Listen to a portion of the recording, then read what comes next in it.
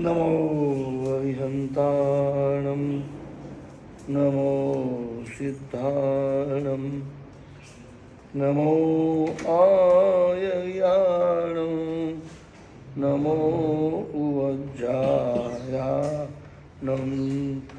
नमो लोए सप्पसाहूणम् ऐसो पंच नमुकारो सर्वपावपणासनो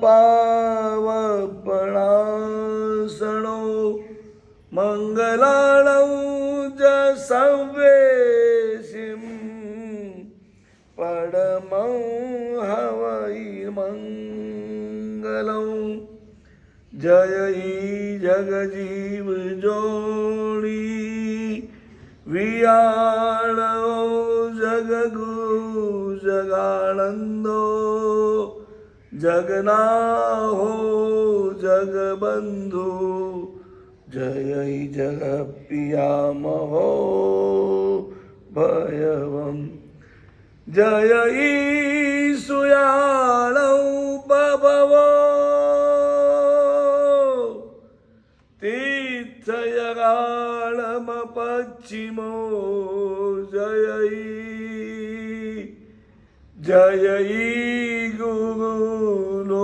गुरुलोगाणं जय महप्पा महावीरो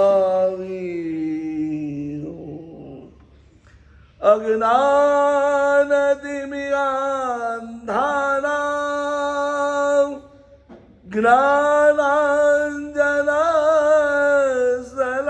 ज्ञानाञ्जनशलाकया नेत्रमुन्मीलितं येन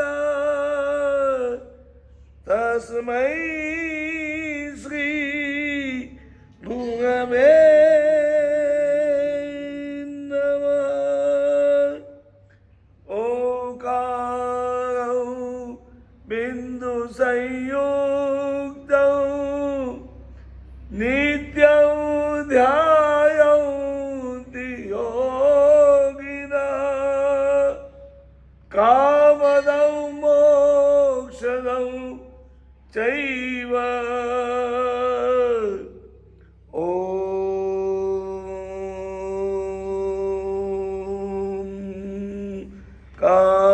काराय नमो नमः।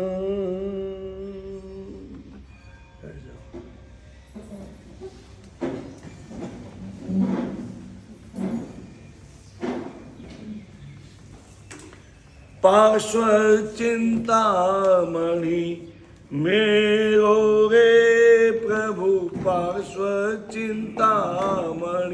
पार्श्वचिंतामणि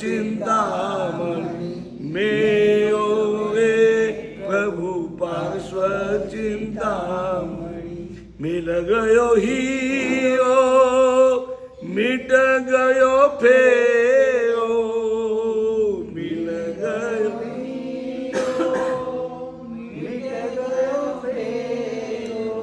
मिल गयो हीरो मिट गयो फेरो मिल गयो हीरो मिट गयो फेरो नाम जपो नित्य तेरो रे प्रभु पार्श्वचिंतामणि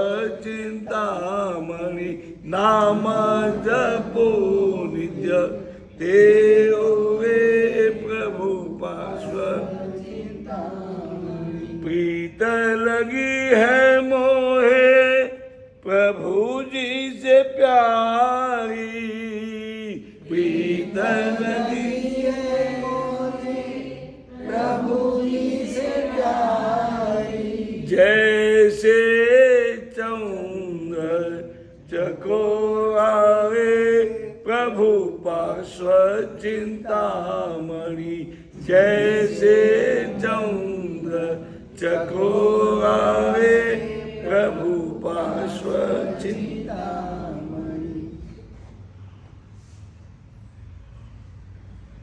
परमात्मा के बाद में सेकंड नंबर गुरु का आता है। गुरु के बाद में थर्ड नंबर किसका? धर्म का। ये लेवल की दृष्टि बात है, लेवल की अपेक्षा की बात ही है, मगर जो क्रम है, क्रम के अंदर पहला नंबर गुरु का है, सेकंड नंबर परमात्मा का है, फिर बाद में धर्म है। क्योंकि सबसे पहले हमें गुरु मिलते हैं, गुरु मिलने के बाद में गुरु फिर परमात्मा से मिलाते हैं, और जब परमात्मा मिलते हैं तो उनकी कृपा से जीवन में धर्म का प्रवेश होता है, धर्म का प्रारंभ होता है, और फिर हम जैसे जैसे प्रभु की कृपा हमें प्राप्त होती जाती है, वैसे वैसे हम धर्म साधना में आगे से आगे बढ़ते जाते हैं। एक बात ध्यान में रखिएगा, जब तक गुरु का सत्संग नहीं होता और फिर परमात्मा की जब तक कृपा नहीं बरसती, तब तक आप जीवन में कुछ नहीं कर सकते। धर्म की शुरुआत हो ही नहीं सकती। धर्म की शुरुआत प्रभु की कृपा से, मगर प्रभु और प्रभु की कृपा किससे मिलती है? गुरु से। एक बात ध्यान में रखिए, भगवान महावीर ने इस दुनिया में जो धर्म का प्रचार किया, लोगों को जो ज्ञान आदि दान जो दिया, कितने साल तक? सिर्फ 30 साल। मगर उसके बाद में प्रभु का जो ये अभियान था, जगत कल्याण का जो अभियान था, उसको 21,000 वर्ष तक चलाने का काम कौन किया? 18,500 वर्ष किया है, अरे 2,500 वर्ष किया है, और इस 18,500 वर्ष जो है कौन करेंगे? गुरु भगवान करेंगे। वो कैसे गुरु भगवान करेंगे? भगवान महावीर की पाठ परंपरा में ऐसे ऐसे गुरु हुए, मैं क्या बात करूं। अब एक बार यहां नजर कर लो, ये जो विराजमान है महापुरुष, ये ऐसे महापुरुष थे, उन्हें कुछ बोलने की जरूरत नहीं पड़ती, वो खाली यूं जो है ना आशीर्वाद जो देते, और कौन जाने क्या वात्सल्य था। मैंने सुना है कि रामचंद्र जी महाराज साहब जब इनके पास वंदना करने जाते तो थोड़े दूर से करते, क्योंकि उनका जो हाथ पड़ता, और जिनके ऊपर हाथ पड़ गया समझ लो बेड़ा पार, मगर वो जोर से पड़ता तो वो जरा संभाल के जो है वंदन करते। इतना वात्सल्य, इतना वात्सल्य, और जिनके भी ऊपर उनका हाथ पड़ गया बेड़ा पार हो गया। इनकी ऐसी साधना थी कि इनकी यहाँ जो विराजमान है, जिनका नाम तो अलग था, मगर दुनिया में इनका नाम एक दूसरा नाम फेमस हो गया, बाबजी महाराज। क्या नाम? आप किसी को भी बोलो बाबजी महाराज, वो समझेंगे सिद्धि सुरेश्वर जी महाराज साहब। इतनी गजब की साधना, और लास्ट समय में जब इनके पांव काम करने बंद हो गए, तो दोशीवाड़ा की पोल में एक जो पाठशाला के रूप में शुरुआत हुई थी जिसकी, और जिस वजह से उसका नाम विद्याशाला था, उस विद्याशाला में गुरुदेव विराजमान थे।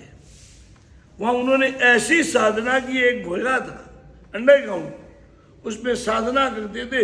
इतनी गजब की इनकी साधना थी, यदि कोई कहीं से जो मूठ फेंकता किसी के ऊपर, तो वो मूठ, यदि रास्ते में ये स्थान होता तो उपासक के अंदर एक कड़ा है, कड़ा लोहे का, ये छोटा नहीं बड़ा कड़ा, उनके अंदर से वो निकलती। और उस समय महाराज साहब जो देखते कि यदि कोई पुण्य पुरुष के ऊपर जा रही है, कोई धर्मात्मा के ऊपर जा रही है, वही उसको खत्म कर देते। ये सामर्थ्य था महापुरुष का। इनकी कृपा जिनके ऊपर बरस जाए, वो कथिर भी कंचन बन जाए, और जो कंचन हो तो क्या बने वो मैं नहीं बोल सकता। इनके शरणों में, इनकी परंपरा में जो आचार्य हुए, इनके शिष्य जो बीच में विराजमान है, जिनका नाम है मेघ सुरेश्वर जी महाराज, इनके बारे में, और इनके एक शिष्य थे आचार्य भगवंत, महान आचार्य थे मनोहर सुरेश्वर जी महाराज साहब, जो वर्तमान काल के महान संयमी आत्मा भद्रंग सूरी जी महाराज साहब उनके गुरुदेव थे। भद्रंग सूरी महाराज ने खुद ने मुझे बताया था, आज का समय बदल गया है, मेरे में कोई ऐसी पात्रता योग्यता नहीं है, फिर भी मैं आचार्य बन नहीं, आचार्य बन बैठा। मगर इनके जो शिष्य मनोहर सुरेश्वर जी महाराज साहब, जिस दिन उनको आचार्य पद देने का था, पहले तो उन्होंने मना ही किया, पर जब आचार्य सिंह ने, गुरुदेव ने प्रेशर किया, गुरु आज्ञा का जो है स्वीकार करना ही पड़ता है, बोल नहीं पाए, मगर उनको पदवी नहीं लेनी थी। एक ही बात दिमाग में थी, कहाँ आचार्य पद, भगवान की महावीर के शासन को संभालने की जिम्मेदारी और काम है, मैं उसके लिए काबिल नहीं हूं, जबकि वो काबिल थे। उन्हें ऐसा लगता था कि मैं काबिल नहीं हूं।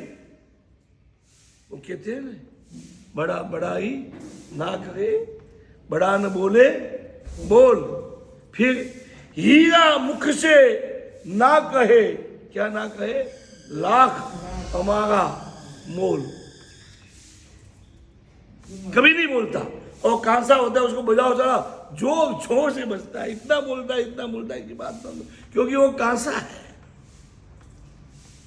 ये भय के महापुरुषों का, वो महसूस करते थे कि मैं इसके काबिल नहीं हूं। तो जब पदवी देने का, उसके पहले ही जो है ना, जंगल जाने के बहाने से निकल पड़े और वहां जाके होने लगे कि एक तरफ पद लेना नहीं था, दूसरी तरफ गुरु आज्ञा का जो है अनादर भी नहीं करना था, रो रहे थे वहां। और आचार्य सिंह समझ गए, शिष्यों को दौड़ाए, जंगल में से उनको पकड़ के लाए और कहते हैं कि रोते रोते उन्होंने आचार्य पद का स्वीकार किया। ऐसी पावन परंपरा, और उस परंपरा में महान ज्ञानी आत्मा, वर्तमान काल के नंबर 1 विद्वान, जिसके नाम से ये जम्बूद्वीप पहचाना जाता है, वही नाम उन गुरुदेव का, क्या नाम था, जम्बू विजय जी महाराज साहब। कोटि कोटि वंदन। ये जो 31 में सुनता गया तो मेरी यादें ताजी होती गई। मेरा भी परम सौभाग्य कि उनकी चरणों की सेवा का लाभ मिला, उनकी चरणों में बैठ करके उच्च कोटि का ज्ञान पाने का मुझे परम सौभाग्य प्राप्त हुआ। तो जब भी मैं उनके पास पढ़ता था, मेरा दिमाग काम नहीं करता था, मैं यही बात सोचता था, ये उम्र और ऐसी उम्र में इतना कठिन ग्रंथ, जिस महापुरुष का मैंने 2 दिन नाम लिया, क्या नाम था, हरिभद्र सुरेश्वर जी महाराज साहब। उन्होंने कितने ग्रंथ रचे, 1444, और कुछ ग्रंथ इतने कठिन है, अच्छे की चौंच जो है उसमें डूब नहीं सकती। और ऐसा एक कठिन ग्रंथ दर्शन शास्त्र का, फिलोसॉफी का, जिसका नाम है शास्त्र वार्ता समुच्चय, और उसके ऊपर 300 वर्ष पहले जो हुए, जो महामहोपाध्याय के नाम से प्रसिद्ध थे यशो विजय जी महाराज साहब, उन्होंने नव्यनाई की जो टीका लिखी है, पढ़ते पढ़ते ये माथा जो है फैल हो जाए, दिमाग फैल हो जाए। इतनी गजब की टीका, इतनी कठिन टीका, मैंने सोचा और तो कोई पढ़ाए नहीं पढ़ाए, जम्बू विजय जी महाराज सब पढ़ा सकते हैं। उनके पास मैंने पढ़ना शुरू किया और उसके ऊपर एक विद्वान ने विवेचना लिखी थी, जो विद्वान बनारस यूनिवर्सिटी के मुख्य प्रोफेसर थे, कुलपति थे, कुलपति समझो, गवर्नर के बाद में जिनका नंबर लगता है उप कुलपति, जिनका नाम था बद्रीनाथ शुक्ल, संपूर्णानंद कॉलेज के मुख्य प्राध्यापक। उन्होंने वो विवेचन लिखा था, उनमें से गलती निकलने का सवाल नहीं। और मैं जब महाराज साहब के पास पढ़ता था, जम्बू विजय जी महाराज साहब की नज़र इतनी पैनी नज़र, उन्होंने कई जगह मुझे गलतियां बताई कि ये गलत है, ये गलत, ये गलत है।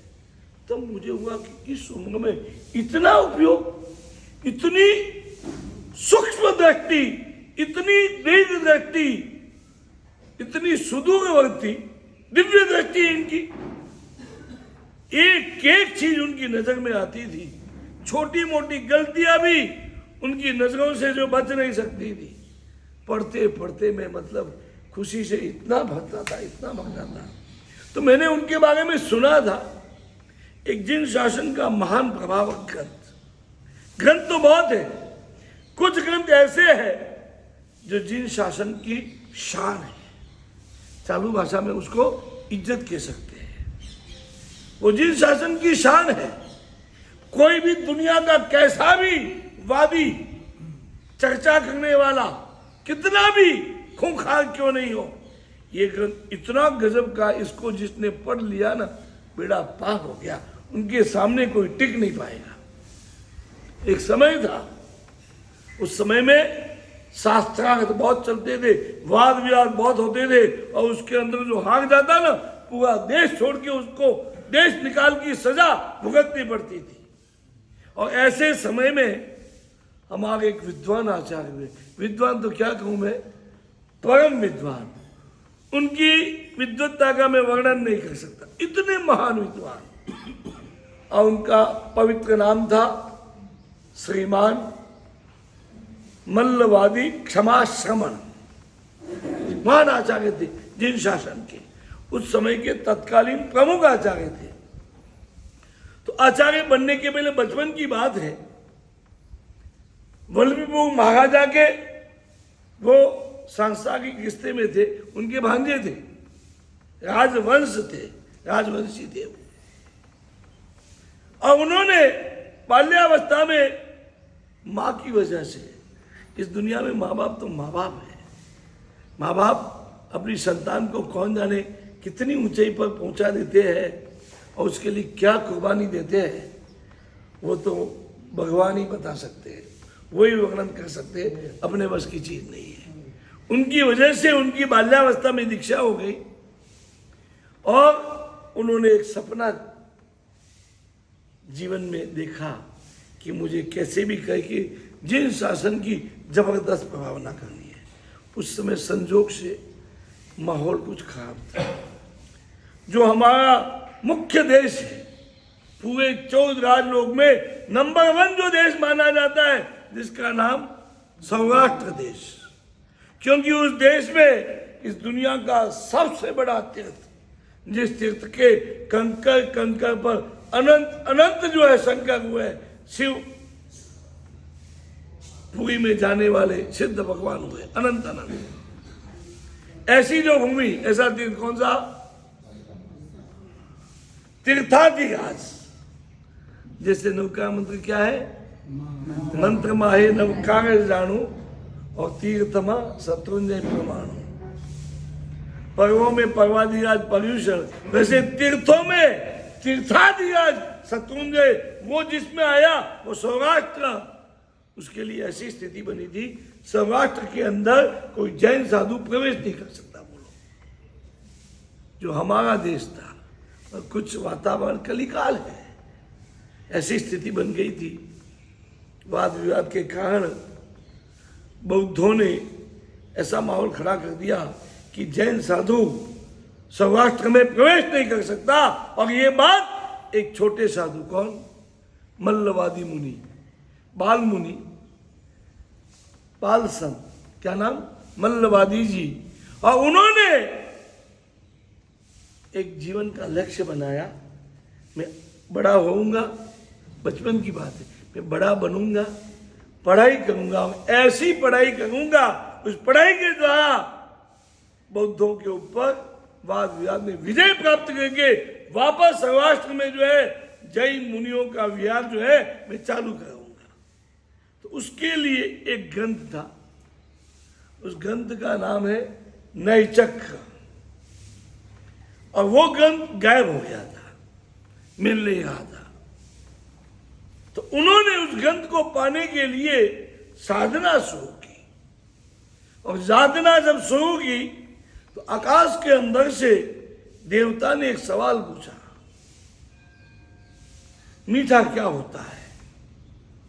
सब्जी के अंदर, सूखी सब्जी में मधु कौन होता है? तो उन्होंने जवाब दिया, वाल। गुजराती में वाल बोलते हैं। वाल नु शाक बनावे, वाल की सब्जी बना। वाल यानी वो एक तरह का कठोर है, हाँ बस वही, बड़े बड़े होते हैं, थोड़े लंबे से। वो जवाब दिया।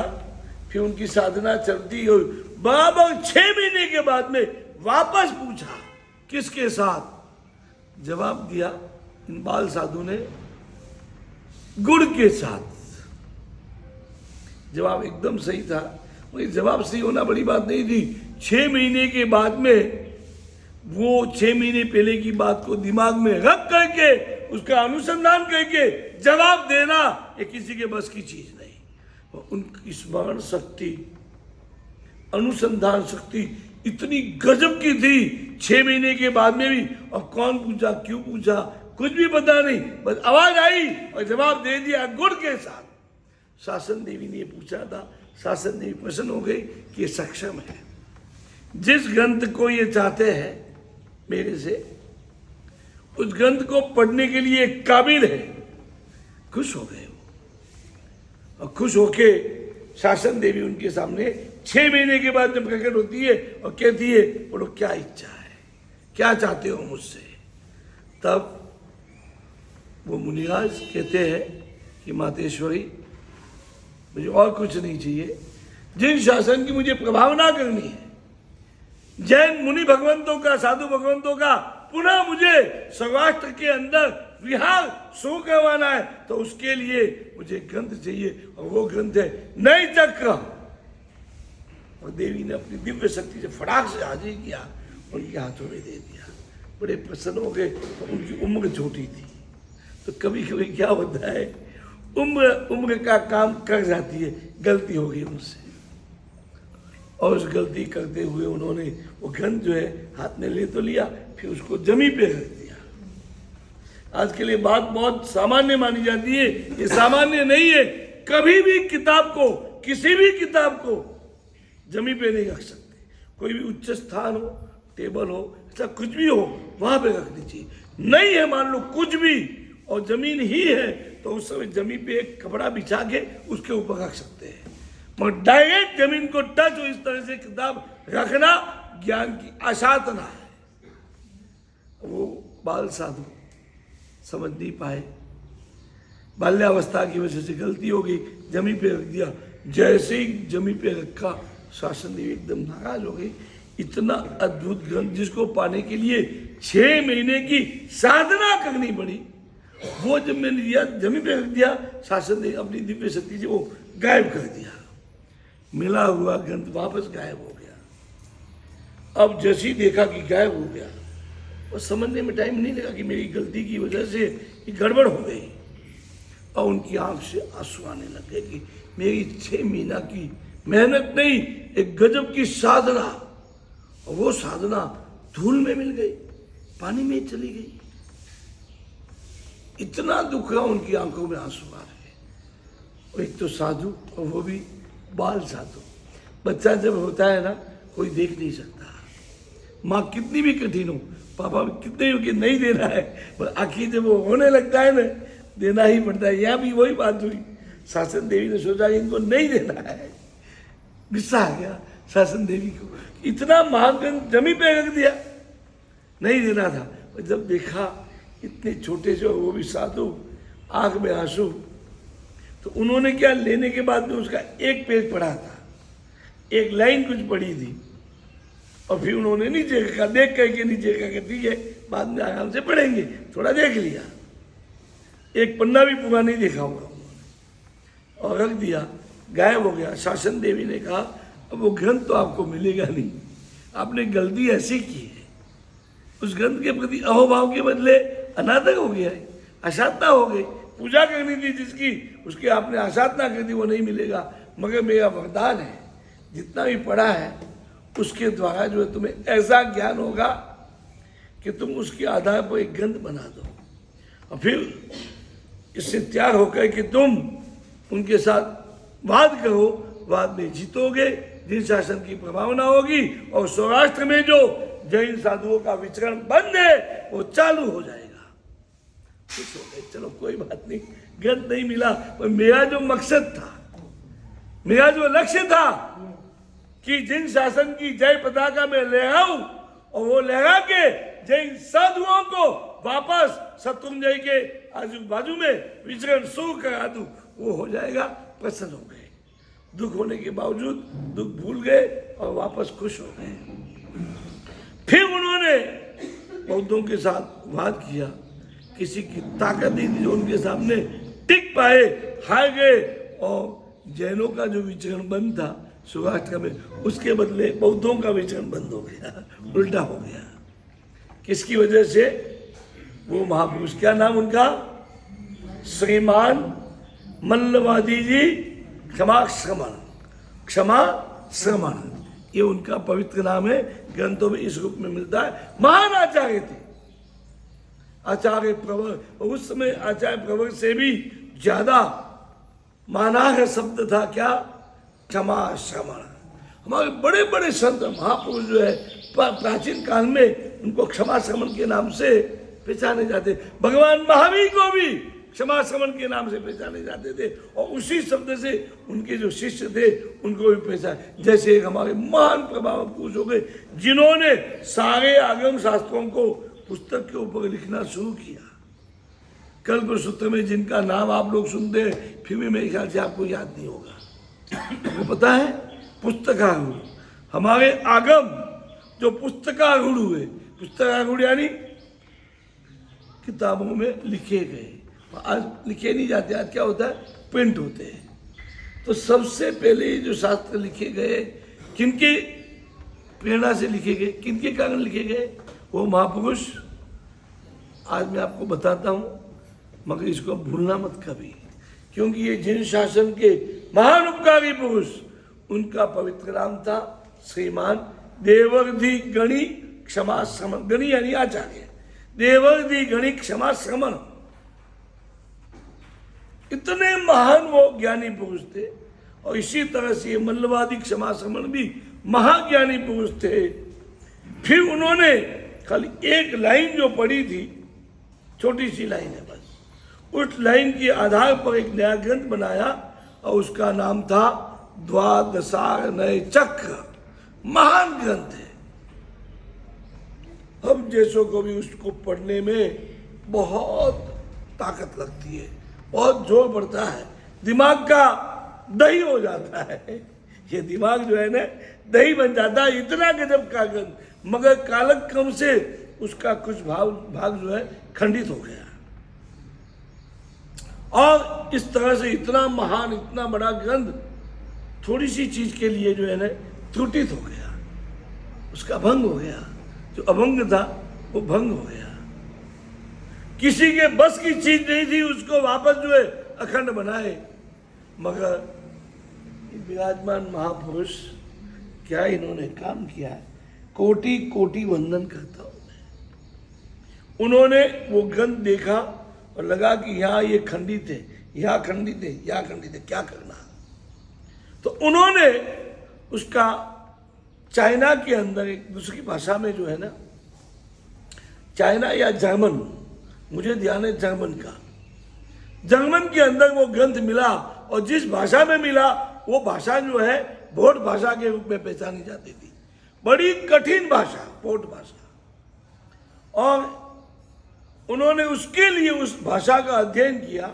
वो अध्ययन करके सारा ग्रंथ उसमें देखा और कुछ अनुमान लगाया। क्या अनुमान लगाया है, थोड़ा उसमें से, थोड़ा अपने दिमाग से, ऐसे करके उन्होंने वो पूरा द्वादशार्णय चक्र जो है वापस अखंड कर दिया। ये एक बड़ा ऐतिहासिक काम हुआ जो कोई नहीं कर सका था, सदियों तक कोई नहीं कर पाया। महामहोपाध्याय यशो विजय जी महाराज साहब, उनके हाथ में ग्रंथ है, उन्होंने लिखा, और उन्होंने भी ये बताया कि इतना भाग जो है खंडित है और क्या है पता नहीं चल रहा है। यशो विजय जी यानी साक्षात सरस्वती के अवतार, सरस्वती का साक्षात रूप। उन्होंने भी वहां लिखा, क्या लिखा, ये इतना भाग खंडित है और क्या है परमात्मा जाने, पता नहीं चल रहा है। और वो काम किन्होंने किया? मैं आपको एक कसरत देता हूं, घर जाके करना आप सब लोग, पता चलेगा कि हमारे ज्ञानी कैसे थे। अहमदाबाद के अंदर कोई एक चर्चा हुई, वाद विवाद हुआ, तो हमारा अहमदाबाद का जो सूबा था उसको सूबा बोलते थे, अहमदाबाद का मालिक छोटा बादशाह समझो उसको, उस जमाने में सूबा बोलते थे, अहमदाबाद का सूबा। तो उनके मुख्यता में वो वाद विवाद हुआ। अब यीशु ने देखा कि मातापुरी कहाँ के टाइम कहाँ काम करे वाद विवाद में, तो उन्होंने एक शर्त रखी, भाई वाद विवाद जो करे तो ऐसे करना होगा, बोली ऐसी बोलनी होगी, प्रयोग वाक्य प्रयोग ऐसे करने होंगे, ये दो होठ जो है ना जुड़ने नहीं चाहिए। ये जो हमारे कितने स्वर है, 13-14 स्वर है या 15-16 समझ लो, जोड़ते हैं तो, और व्यंजन कितने हैं? 33। अब उनमें से कुछ अक्षर ऐसे हैं जैसे ऊ बोलेंगे ना, जुड़ेंगे। और इसी तरह से प फ प भ म, प बोलना है ऐसे बोलने की कोशिश हो, क बोल सकते हैं, क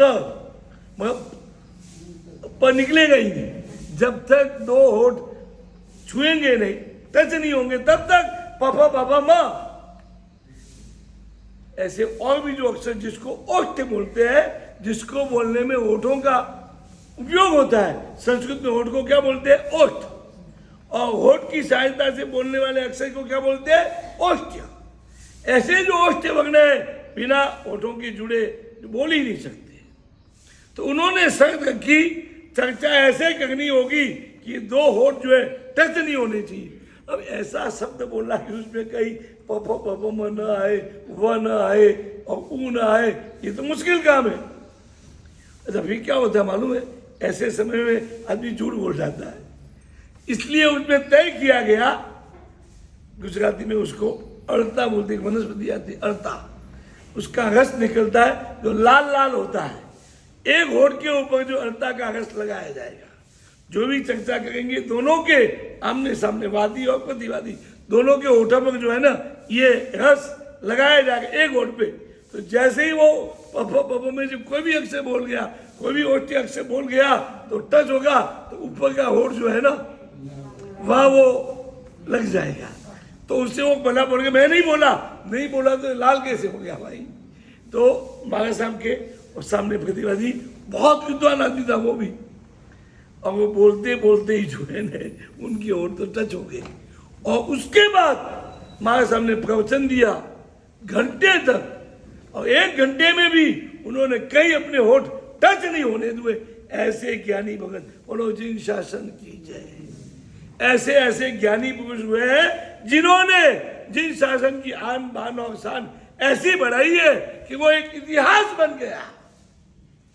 ऐसे यशोवी जी महाराज साहब जिनकी विद्वत्ता का हम वर्णन नहीं कर सकते, उस महापुरुष ने बताया कि इसके कोई इलाज नहीं है, ये खंडित भाग जो है वापस जोड़ नहीं सकते। मगर ऐसा असंभव काम भी इस महान आत्मा कौन जम्बू विजय जी महाराज साहब ने उस भाषा का अध्ययन करके उसके द्वारा उस ग्रंथ को जोड़ने का, और फिर अपना दिमाग, अद्भुत बुद्धि, गजब की उनकी तर्क शक्ति, उसका प्रयोग करके उस ग्रंथ को आज जो है अमर कर दिया। और उसके बावजूद मैं तो उनके चरणों की धूल भी नहीं, फिर भी मैं आचार्य कहलाता हूँ। और आप देख लो इनका नाम जहाँ भी लिखा है, क्या लिखा है? आचार्य श्री लिखा है कि ऐसा नहीं लिखा? क्या लिखा है? मुनि श्री। समझ में नहीं आता है कि हम जैसे आचार्य बन गए और ये ज्ञान के साक्षात स्वरूप, और उनके आगे लिखा जाता है मुनि श्री। जो हमारी दीक्षा के समय लगाया जाता था वो उनके अंत समय तक वो का वहां कोई पदवी नहीं। सबसे पहले मुनि में से जो पदवी मिलती है उसका नाम है गणी पदवी। गणी पदवी के बाद में पन्यास पदवी, पन्यास पदवी के बाद में उपाध्याय पदवी, और उपाध्याय पदवी के बाद में आचार्य पदवी। पर ये महापुरुष इतने बड़े होते हुए भी बालक से भी छोटे। उनके व्यवहार में, उनके जीवन में, उनकी एक एक प्रवृत्ति के अंदर इतनी सरलता, इतनी सहजता, इतना छोटापन, लघुता। शास्त्रीय भाषा में क्या बोलते हैं? लघुता। बड़प्पन नहीं, गुरुता नहीं थे। गुरु नहीं थे ये महागुरु थे। क्या थे? हम जैसे जो गुरु है जिनको गुरु नहीं कह सकते, ये परम गुरु थे, परम गुरु। और उसके बावजूद भी गुरु नहीं, लघु। लघु नहीं, एकदम लघु। मैं तो उनको मिला हूं, मैंने देखा है। आप ये जो इक्तिसा का पाठ करते हो ना, धन्य धन्य हो जाते हो। पूरे जिन शासन में ऐसे कोई विद्वान साधु नहीं, नंबर 1 विद्वान साधु। मैंने बताया था ना, फॉरेन से भी पीएचडी किए हुए विद्वान इनके पास आके महीनों तक पढ़ते थे और फिर पागल होके जाते थे कि क्या जैन साधु है। इनकी वजह से वे लोग अंदाज लगाते थे कि जैन साधु इतने विद्वान होते, इतने विद्वान होते, वो हिल जाते थे। भारत में ऐसे ऐसे विद्वान जैन साधु है क्या? ये इनकी गरिमा थी, मगर जीवन के अंदर इतनी सहजता, कभी उन्होंने गरिमा का प्रदर्शन नहीं किया। इतना ज्ञान होने के बावजूद हमेशा मैंने देखा है, जो ज्यादा ज्ञानी होते हैं ना, उनसे फिर तपस्या नहीं होती है। क्योंकि शरीफ ही तप में, मगर हर महीना, कोई महीना ऐसा नहीं गया होगा जिस महीने में अट्ठम का तप नहीं किया हो। हर महीने अट्ठम करना बोलो, और वो जिंदगी के अंत समय तक चलता रहा, चलता रहा, चलता रहा। जो उनकी महीने की तिथि आती थी, गुरु महाराज जी, गुरु महाराज जी पता नहीं, जो सब अपनी अपनी तिथि मनाते हैं। और ये महापुरुष अपने गुरु की जो दीक्षा थी, स्वर्गवास थी ना, गुरु जिस दिन स्वर्ग लोग चले गए, बस उनकी उस याद में हमेशा अट्ठम करते गए, हमेशा। ये भी मेरे ख्याल से जिन शासन में पहले साधु है जो अपने गुरु के स्मरण के लिए इतने महाज्ञानी होने के बावजूद भी अट्ठम का तप करते थे। और इस तप, जप और ज्ञान के कारण जो चाहते थे वो होता था। अब इक्तिसा में बोलते हैं ना, जब पालितना में पधारे दुष्काली, महादुष्काल, कहीं पानी नहीं दिखता था, बाकी पूरी दुनिया दिखती थी, मगर पानी गायब, बारिश ही नहीं। 3-3 साल का दुष्काल, और हजारों हजारों पशु मरने लग गए। मांगे साहब ने एक बड़ी महती कृपा की, और वो भी दूसरे मांगे साहब थे, चंद्रशेखर विजय जी, उन्होंने बहुत पुरुषार्थ किया और एक ट्रस्ट आगे आया जिस ट्रस्ट का नाम था बंसाली ट्रस्ट। बहुत गजब काम किया और लाखों पशुओं को बचाया। जिन शासन का यही काम है, किसी को मरने नहीं देना, न मरना है न मारना है, जियो और जीने दो। ये भगवान महावीर का मेन सूत्र। बाकी सब बात में सबसे पहली बात दुनिया में चल रहा है, मरो और मारो। और ये साइंस उसके लिए ही पैदा हुआ है। साइंस की दूसरी सब सिद्धियां फेल हो जाएगी। ये जो परमाणु की, अणु की जो सिद्धि है उनकी, और अणु के द्वारा जो उन्होंने अणुबम बनाए हैं, और उस जमाने का तो कुछ भी नहीं था। जो हिरोशिमा और नागासाकी जापान के शहर पर जो डाले, उस समय जो विनाश हुआ उसकी तो हम कल्पना तक नहीं कर सकते। आज भी 50 साल बीतने के बाद में भी वहाँ वो हालत है। वहाँ उस धरती पर जो भी जन्म लेता है ना, कोई बहरा होता है, कोई अंधा होता है, कोई काना होता है, कोई गूंगा होता है, कोई मूंगा होता है। आज भी वहाँ वो असर चल रही है। बोलो, इतना भयंकर वो बम, वो तो कुछ भी नहीं है। उसके बाद में जो बम बने, ये किसने बनाए? साइंस ने। भगवान महावीर को ये सब मालूम था, उन्होंने ऐसा कोई प्रयोग नहीं दिखाया।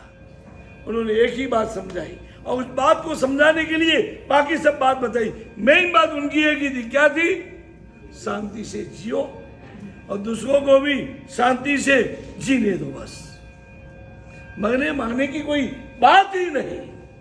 और ये बताया, दूसरों को तुम जिलाओ वही धर्म है, और दूसरों को मारो वो पाप है, अधर्म है। शॉर्ट में प्रभु ने बता दिया, हिंसा धर्म अधर्म और अहिंसा धर्म।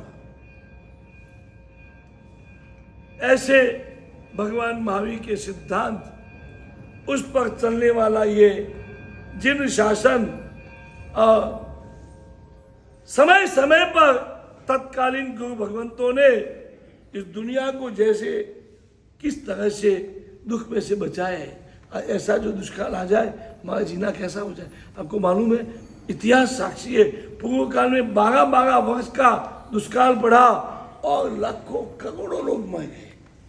और उस समय एक जैन श्रावक जो पैदा नहीं हुआ होता तो कदाच भारत में आज एक भी मनुष्य जिंदा नहीं मिलता।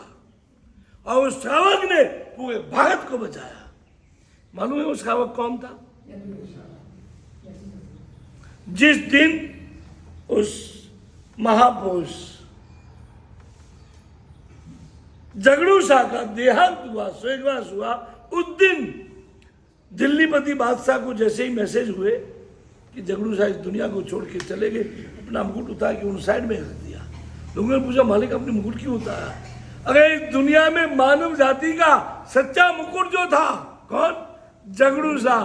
वो जब दुनिया में से चला गया, इस मुकुट को क्या रोना है? कौन बोलता है? दिल्लीपति बादशाह।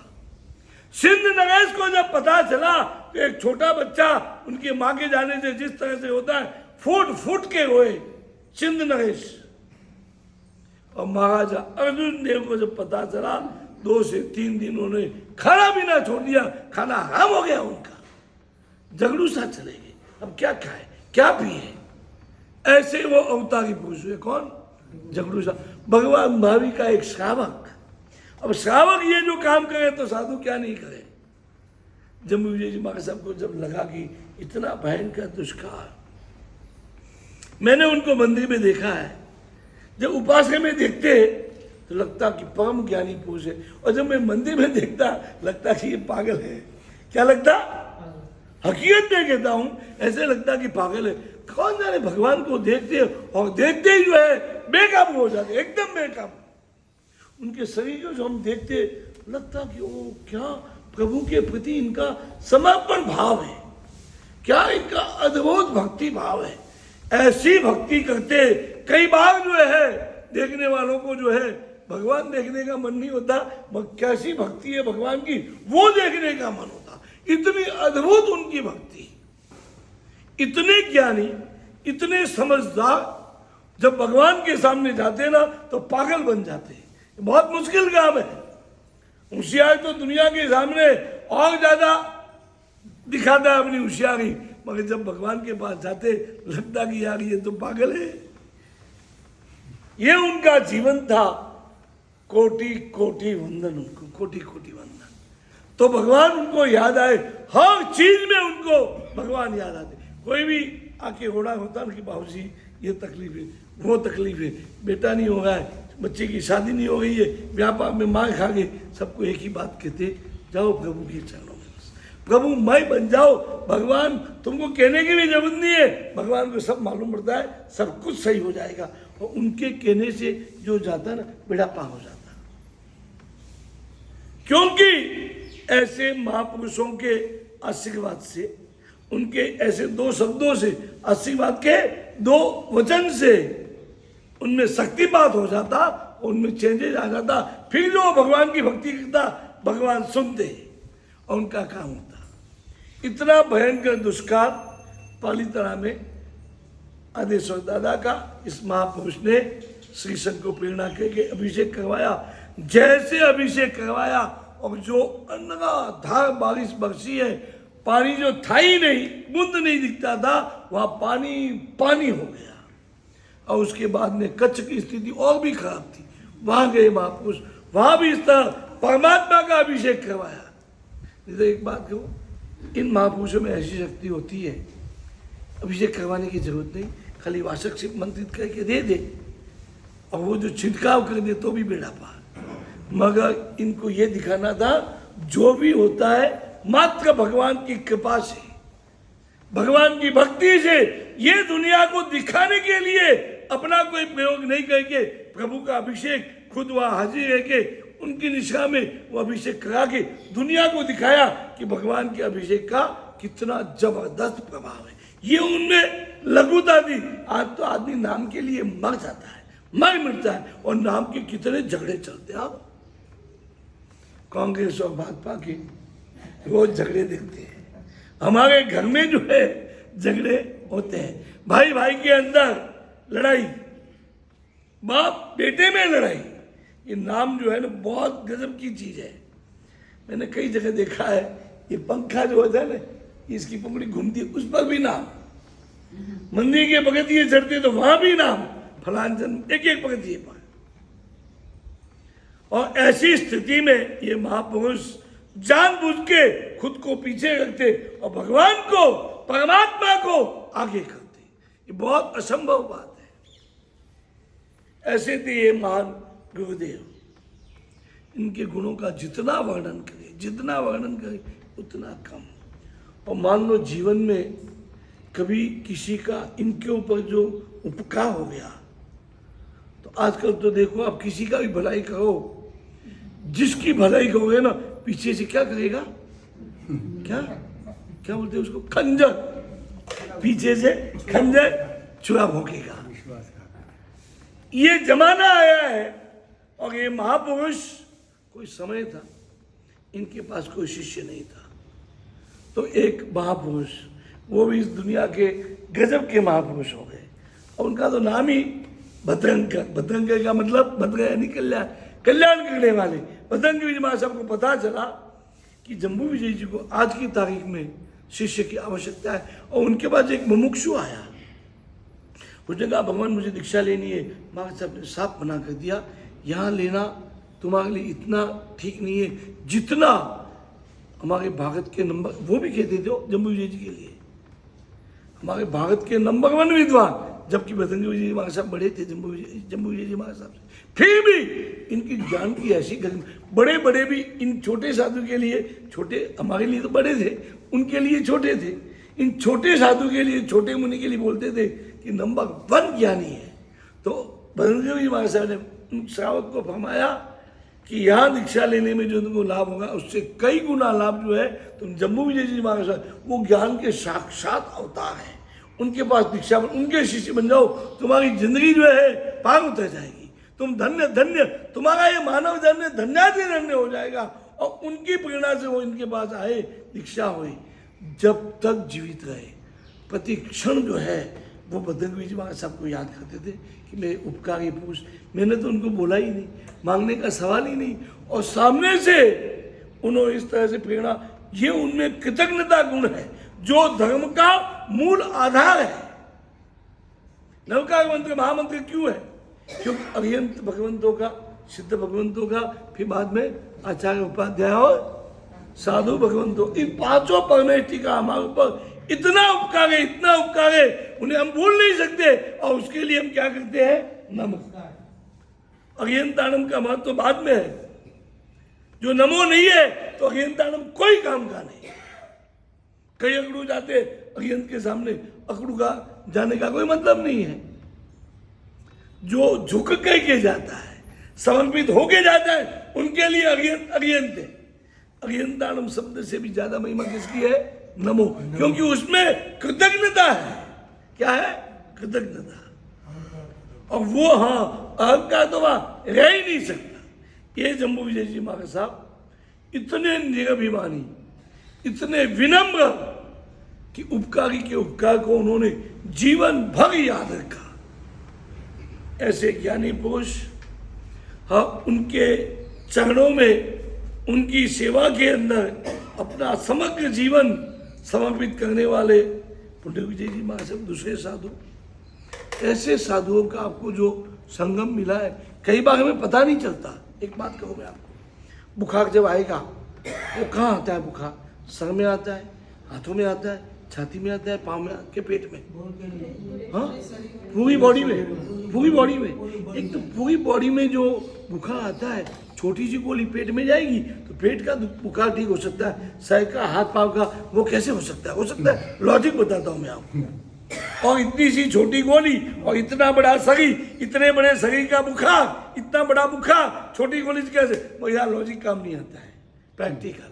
हमारा एक अनुभव कि हम छोटी गोली लेते हैं, गोली भी नहीं, इंजेक्शन लेते हैं, गोली से भी कम, उतनी सी मात्रा भी, इधर इंजेक्शन लिया और 10 मिनट के अंदर पसीना पसीना, बुखार गायब। होता है कि नहीं होता है? इसी तरह से ऐसे साधु पुरुषों का, सत्पुरुषों का जो संगम है। अब तो प्रवचन नहीं भी सुनो, सिर्फ आके सामने बैठ जाओ, बस नम्रता के साथ बैठे रहो। उसमें भी संत तुलसीदास ने बोला है, तुलसी संगत साधु की कटे कोटि अपराध, एक घड़ी आधी घड़ी आधी में पुण्याद, तुलसी संगत साधु की कटे कोटि अपराध। कुछ तो बोलो, मैं 1 घंटे से बोल तुलसी संगत साधु की कटे कोटि अपराध। तो इस चातुर्मास के माध्यम से 5-5 महीने के लिए आपको ऐसे महान साधुओं का सत्संग मिला है। इसका पूरा लाभ उठा के ऐसी धर्म आराधना करो कि अनंत काल तक हमारे मनुष्य जन्म बेकार होता गया, अब की बार हमारे मनुष्य जन्म जो है सार्थक हो जाए, धन्य हो जाए और आत्मा का बेड़ा पार हो जाए। बीच में थोड़े समय के लिए अमृत पान मिल गया।